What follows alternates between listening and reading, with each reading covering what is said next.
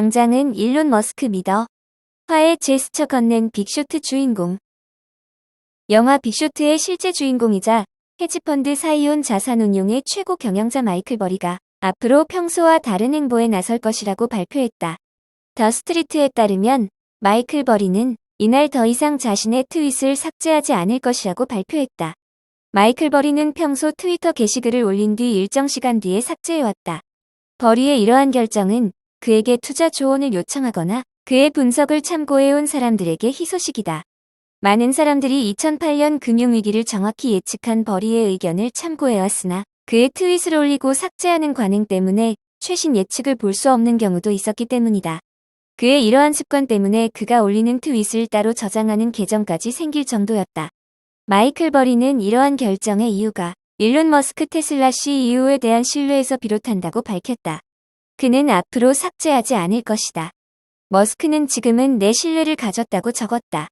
그간 버리는 머스크와 수차례 신경전을 벌였으나 돌연 그에 대한 신뢰를 표하며 호의적으로 태도를 바꾼 것이다. 더 스트리트는 버리와 머스크의 관계가 지난 9월부터 좋아져 왔다고 해석했다. 지난 9월 버리는 내가 이 트윗을 쓰고 있다면 당신은 내가 테슬라 공매도에 베팅하지 않았다는 것을 알 수 있다. 하지만 사실 그래야 한다고 적었다. 이를 두고 비즈니스 인사이더는 지난해 테슬라 공매도 포지션을 처분한 이후 테슬라에 대한 언급을 피하던 마이클 버리가 테슬라 공개 저격에 나섰다고 보도했다. 하지만 더 스트리트는 버리가 테슬라의 공매도 포지션을 취해야 함에도 불구하고 그러지 않았다고 공개적으로 이야기한 점을 관계 회복의 사인으로 해석했다. 한편 버리는 최근 미국의 교도소 주식과 소매업체, 우주기업 등에 투자한 것으로 전해졌다. 지난달 마켓워치가 미국 증권거래위원회 자료를 인용한 데 따르면 버리는 최근 주식을 다시 사기 시작했으며 그가 가장 큰 규모로 투자한 회사는 지오그룹인 것으로 드러났다. 지오그룹은 미국 내 민영교도소를 운영하는 회사로 버리는 1,500만 달러 어치 지오 주식을 사들였다. 버리는 최근 주가가 폭락한 빅테크 주식을 지난 2분기에 청산한 바 있다. 그는 올 2분기에 구글의 모 회사인 알파벳과 페이스북의 메타 플랫폼을 포함한 거의 모든 빅테크 포지션을 종료했다.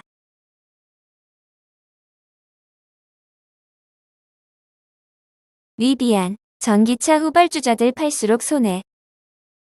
테슬라의 기록적인 성공에 힘입어 전기차 대열에만 끼면 몸값이 100조를 넘어서던 시절이 있었다. 리비안이 거기에 속한다.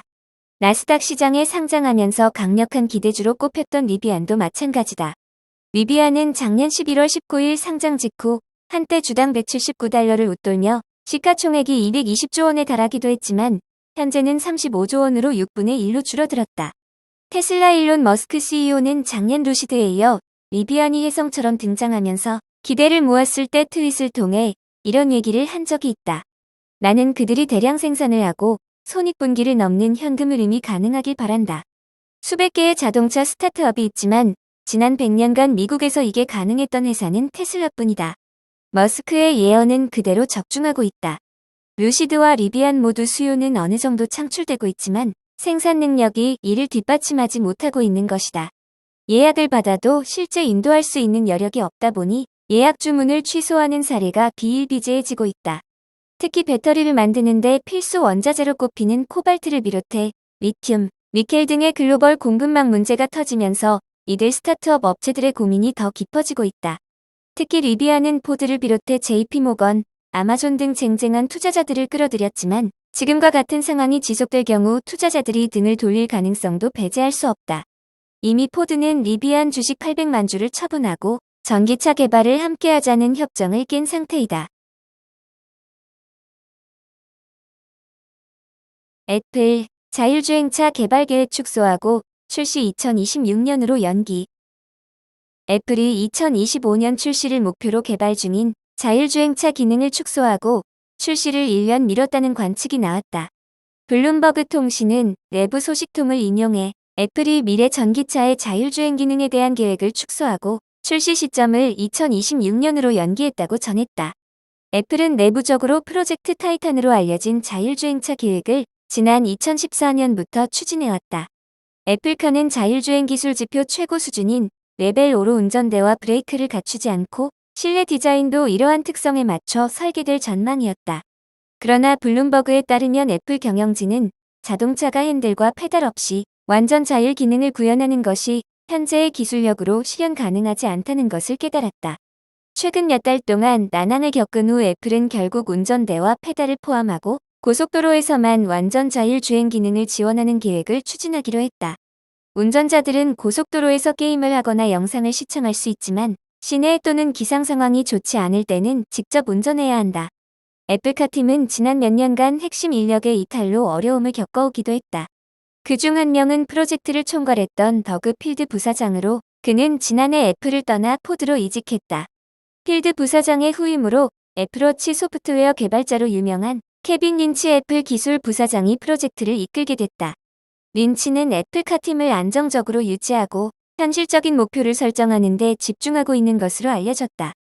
블룸버그는 이번 결정은 애플이 완전히 새로운 제품 카테고리 개발에 있어서 얼마나 큰 도전을 직면하고 있는지를 보여준다며 애플은 새로운 주요 수익원을 창출하기 위해 수년간 애플카 프로젝트를 진행했지만 동시에 애플 기술력의 한계를 시험하게 될 수도 있다고 전했다. 블룸버그에 따르면 애플카 기술의 핵심은 코드명 드날리로 명명된 강력한 온보드 컴퓨터 시스템과 맞춤형 센서 배열이다. 애플 실리콘 엔지니어링 그룹이 이 프로세서를 개발 중이며 성능은 최고 수준의 애플 칩 4개를 결합한 것과 맞먹는다.